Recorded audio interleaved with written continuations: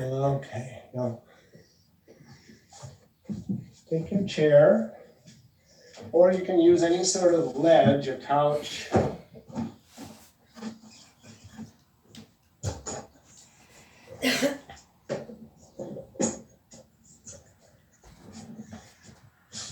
Yeah, we're gonna take the pose with the arms. Those of you who can go to the top of the chair, do that. If you can start at the lower rung, or the seat, or the top of the chair. Okay? The legs are on the floor.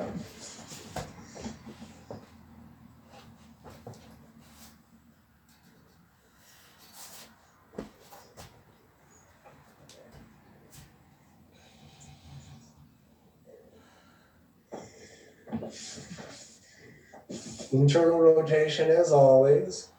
Lift the sternum, look up over the back of the chair. Press down from the pubic plate, but the inner root of the thigh has the sense of sucking in and up. You don't have to actually lift the leg. But do keep making the legs longer, longer, longer, longer. Now some of you, try lifting your legs now. Don't expect them to go very high. Or one leg at a time is also fine. Then release the legs, carefully lower yourself down, and rest. Go into adho, mukha, svanasana.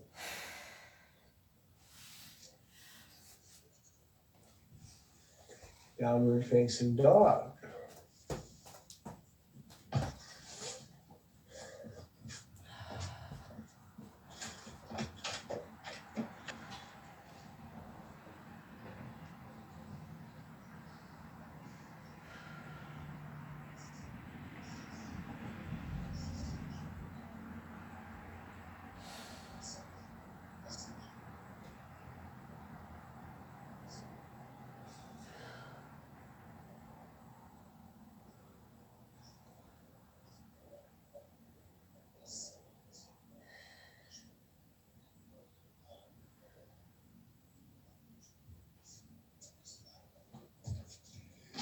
All righty, bend the knees, come down.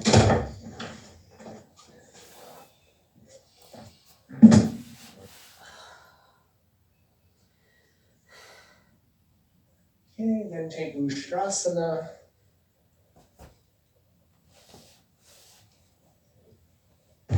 Crowning from toenail to knee. Contract the hamstrings, pull the base of the buttocks in and up. Dome the floating ribs and go back. If you can't touch your feet, put a block back, a couple blocks or a bolster back there.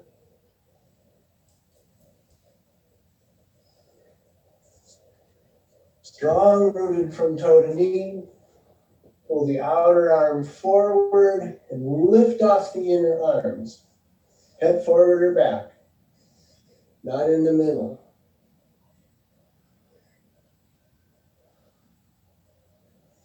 Then take the tailbone in even deeper and dome up from the tailbone and rise out of the pose. Okay, sit back on the heels, rest.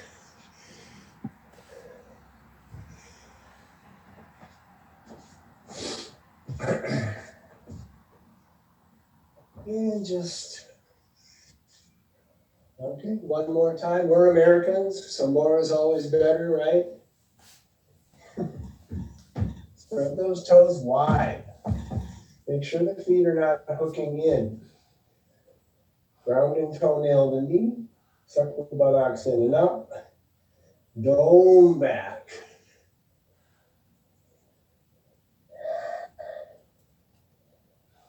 Have a sense of almost lifting out of the pose rather than just sitting there. Then bring the palms to Anjali Mudra. Keep the arch, bring the palms to Anjali Mudra. Elbows down. Doming behind the fingertips.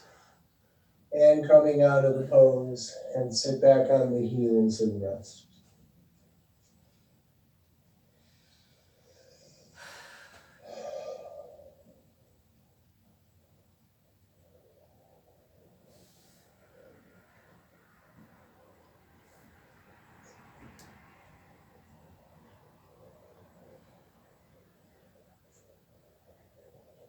All right, then take viparita dandasana, your supported back bend in the chair, or cross bolsters if you don't have a chair.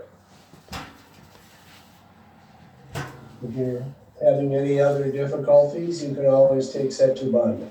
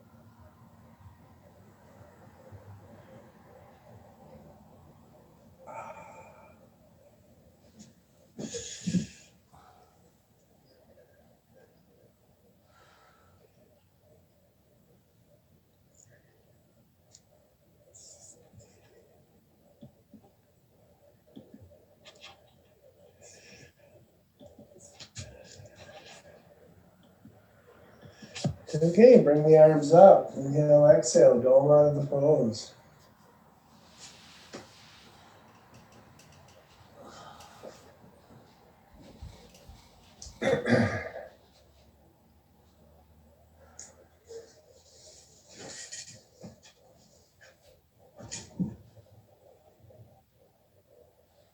Most of you do a spontaneous twist. That's fine. I'm not going to guide one today.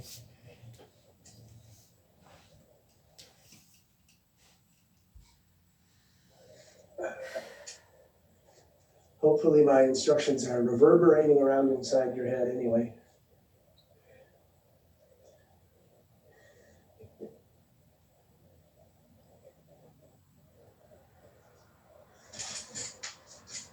All right, then we're gonna I guess I can say we. Taking the back arch over the back of the chair. It's nice to have I like to put a mat, sometimes a mat and a blanket under my back ribs. I'm gonna slide a little bit below the shoulder blade tips. I usually don't bring my head back until I've domed my thoracic spine, chest, and then I feed that into taking my head back.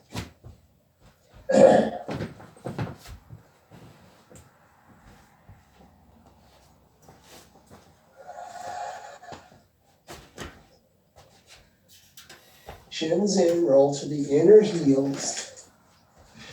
Dome over the chair.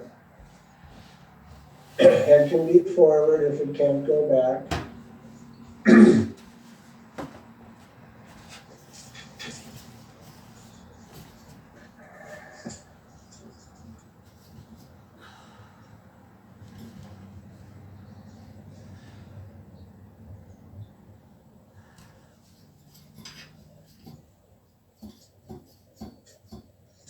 And dome up as you lower the hips. Take a short rest.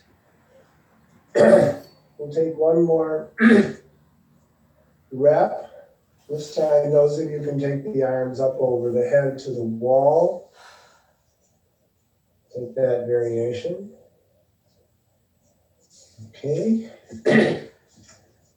So doming again.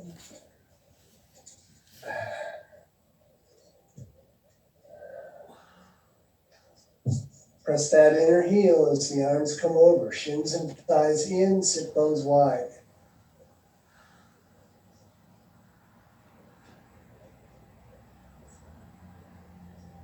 Those of you who can press into the wall, you might be able to lift off the chair, or at least lighten the load. Otherwise, just be where you are.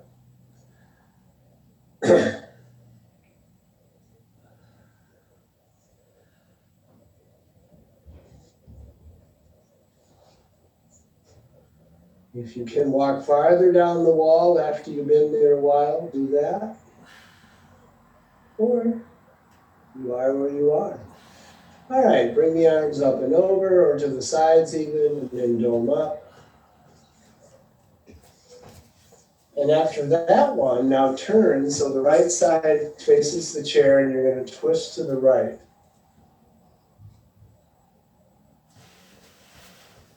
Arms akimbo, that means elbows out, traps, triceps down. Floating rib ascending as you spiral upward. Push the right hip toward the knee a little bit. Turn the head and look forward. Then deep inhale, use your arms. Exhale, use your abs to pull from left to right. Deep in the abdominal, slight rebound. Deep inhale, deep exhale. Twist. Slight rebound. Last one. Inhale, sit taller. Exhale, pull from the abs. Left to right. Now release the grip of the organs. Hold the twist. Okay.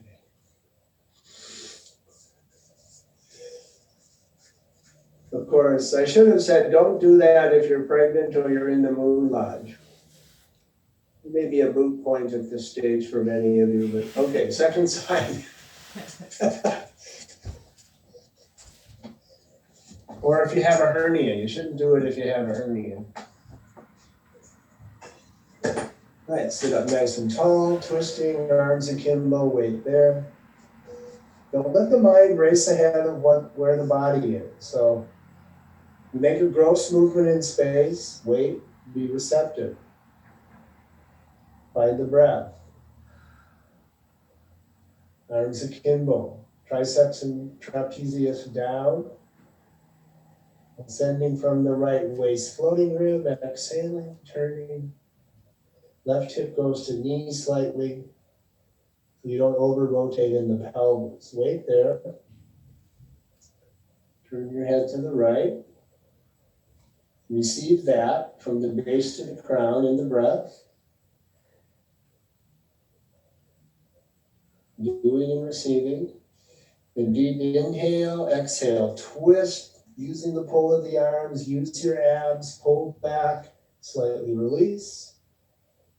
Sit a little taller, deep exhale, turn. Slightly release, and one more time.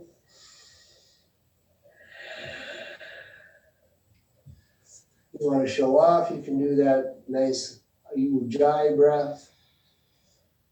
And release. Happiness comes. And happiness goes. It comes and goes.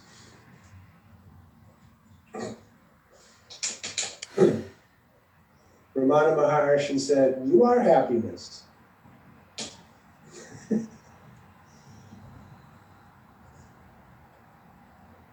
Let's see, what would be a good pose to... I know, sarvangasana.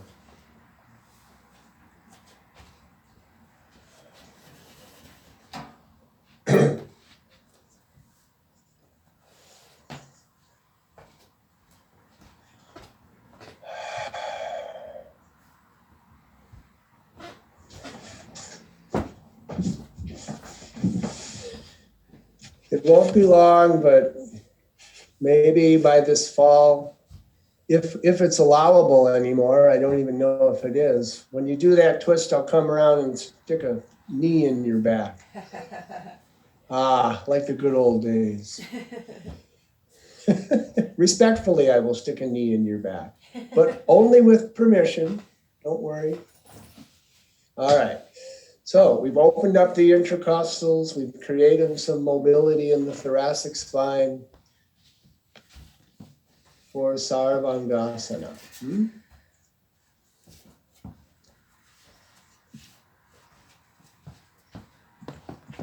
Of course, if you're a hardcore Iyengar student, I'll poke you with a stick. The pole of truth.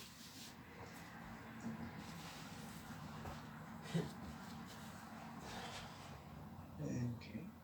So take that openness in your thoracic upper chest rib cage into your shoulder stand. You want to have enough support so you don't feel like you're sinking into your front ribs, neck, or throat. Energetically, it's not a huge physical lift, but energetically you don't sink. Those of you who are on the chair, keep that nice inner doming of the thoracic spine, keeping the neck, throat relaxed.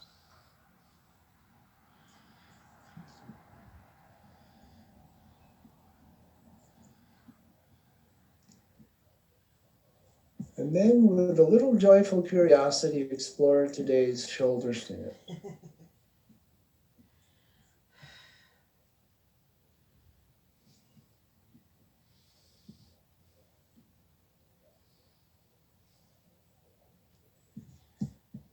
So in Shirsasana, that you want to work on making the back leg a little longer. In Sarvangasana, have a sense of the front legs a little longer. Again, that means the bones of the legs, not just contracting the muscles.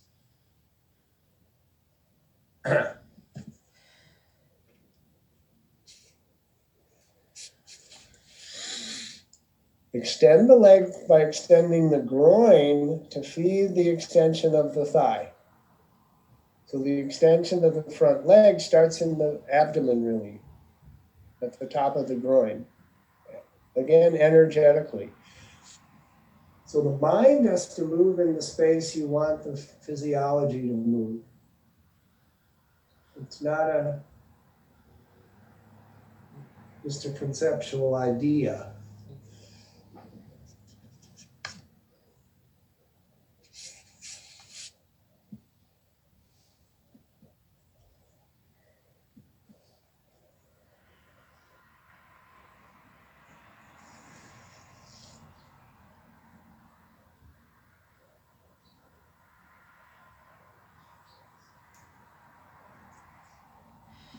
Conceptual idea. So is that redundant? So where does the mind go? Can you stay with the breath, with the dynamics? Curious archaeology? Sure.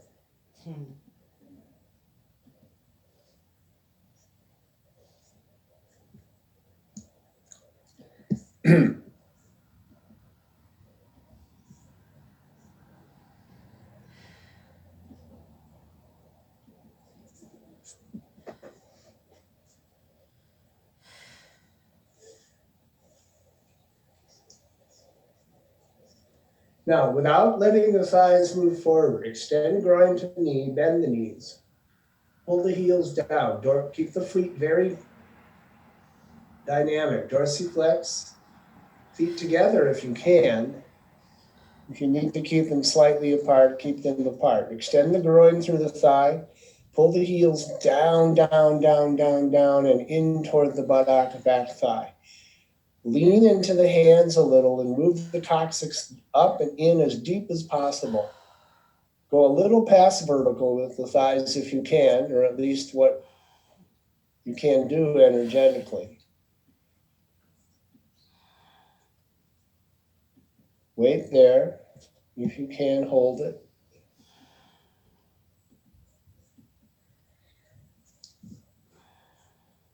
Now extending the groin up through the leg, then extend the lower leg back to Sirsasana. Keep that length.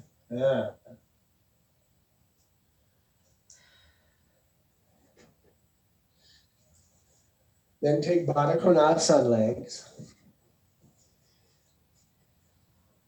Then, if you can, go to Supta Konasana from Baddha Konasana, or just re-extend the legs into regular Halasana.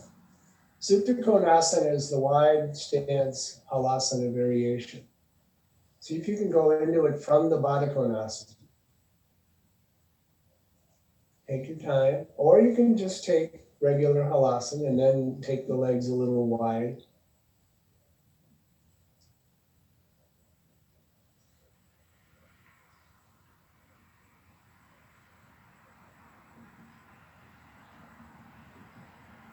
Interlock your fingers and extend your arms.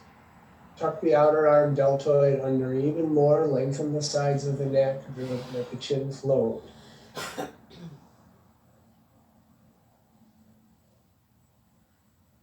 Then release. If you're still in the strap, release the belt and take the arms over the head with the palms up. As we go into progressively more challenging versions, if that's not doable, just stay with the one before, okay? Modify accordingly.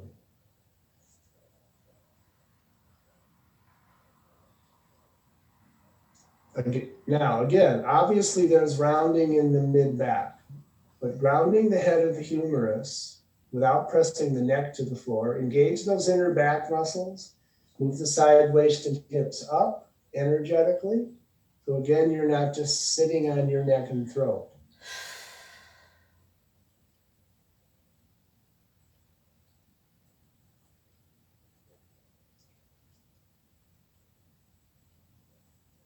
And then release and roll out of that happy pose. If you're on the chair, just go back to the chair, slide up.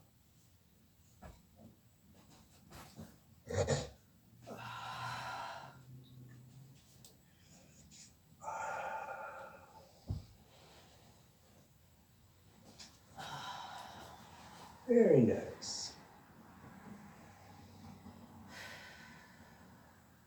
So if you have to leave, Dan, shoulder stand is actually a good pose to end with.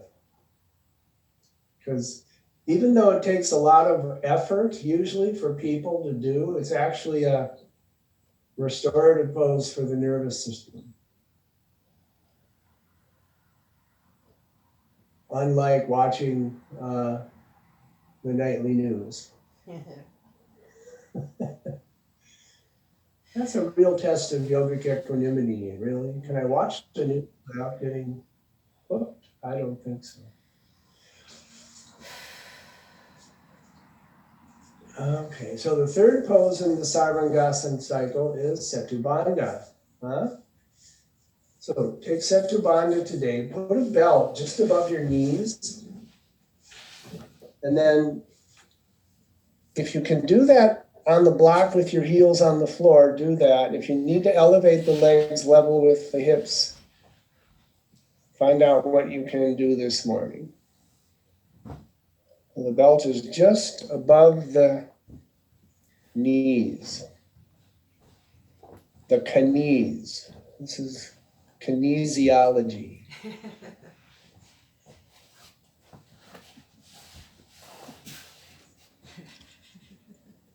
How's your toe, V?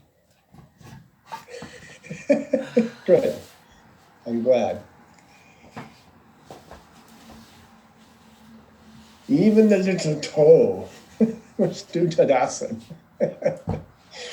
All right. Even the big toe, V. Send your big toe a little loving kindness, a little metta. Yeah? Okay. So if you can do this pose with extended legs, please do that. Elevate them if you need to. Not everybody can do that. If you need to keep the knees bent due to causes and conditions, then of course you do.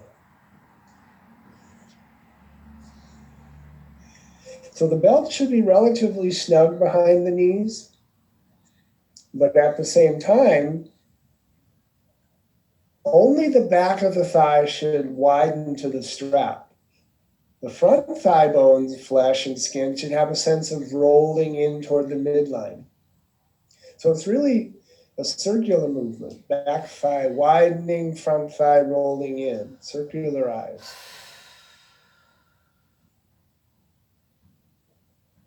Throat, tongue, jaw relaxed. Try a little japa. Chant your favorite mantra. See if the throat is soft enough to do that.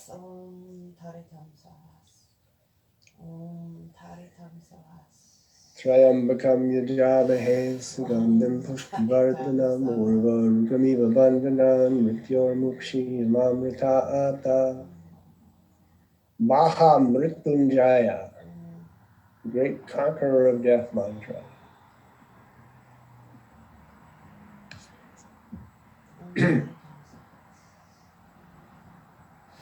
Body, breath, and mind, communicating, coordinating. No matter how much effort you may have to put into the pose, just mechanically, muscularly, maintain a soft rhythmic breath. Otherwise, your effort becomes aggressive.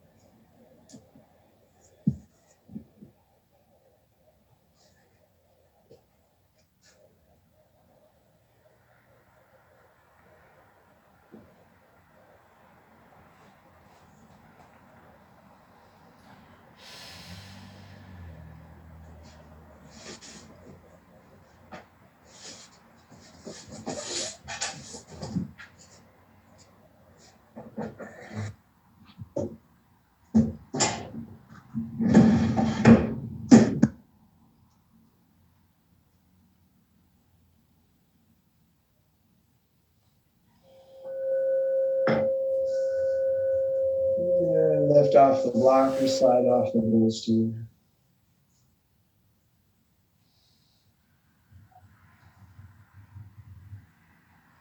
Release the strap.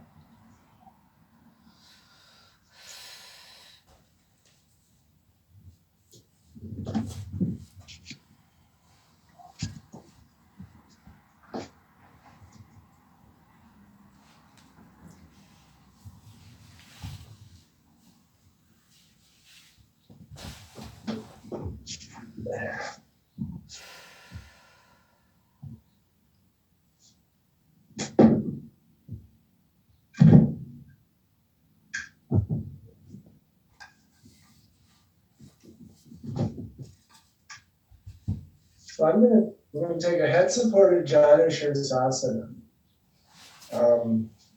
We're going to start though with a little bit of twist of the bent leg, the left leg. Okay, so the right hand or belt meets the right foot. It rolls in that inner heel. The little toe should not be wider, drop out, roll the inner thigh, heel in. Grounding the root of the right inner thigh, lift the floating ribs.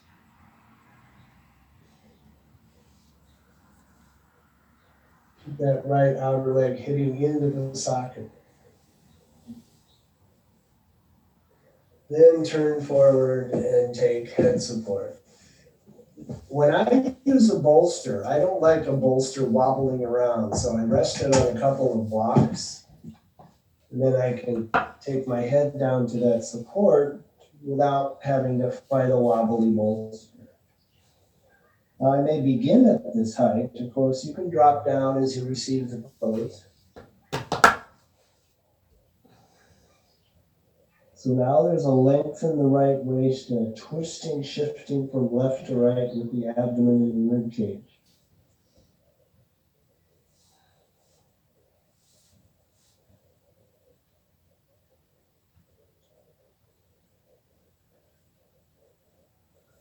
When you rest your head, be a little toward the brows so you're not pulling the chin back and blocking the throat. Always start at an easy height, and then as you receive the pose, if it feels right to drop a little farther out and down, adjust.